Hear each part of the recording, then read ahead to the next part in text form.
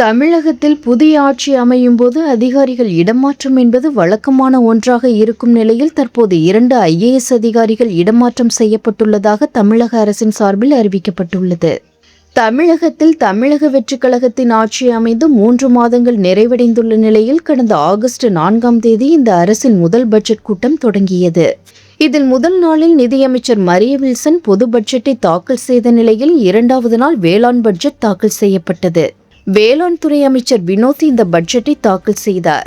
அதனைத் தொடர்ந்து 3வது நாளான நேற்று மானிய கோரிக்கை விவாதம் நடைபெற்றது. சட்டசபையில் நேற்று காரசாரமான விவாதங்கள் அதிகமாக நடந்த நிலையில் இரவு தமிழக அரசின் IAS அதிகாரிகள் மாற்றம் தொடர்பான அறிவிப்பு வெளியிடப்பட்டுள்ளது. அதன்படி வருவாய் மற்றும் பேரிடர் மேலாண்மைத்துறை முதன்மை செயலாளர் பிரகாஷ் IAS ஆவண காப்பகம் மற்றும் வரலாற்று ஆராய்ச்சித்துறை முதன்மை செயலாளராக நியமனம் செய்யப்பட்டுள்ளார். அதே சமயம் ஆவண காப்பகம் மற்றும் வரலாற்று ஆராய்ச்சித்துறை ஆணையர் மலர்மிழி IAS வருவாய் மற்றும் பேரிடர் மேலாண்மைத்துறை கூடுதல் ஆணையராக மாற்றம் செய்யப்பட்டுள்ளார்.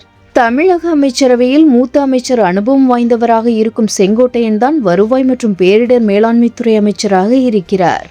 அவரது துறையின் கூடுதல் ஆணையராக பெண் IAS அதிகாரி நியமனம் செய்யப்பட்டுள்ளது குறிப்பிடத்தக்கது.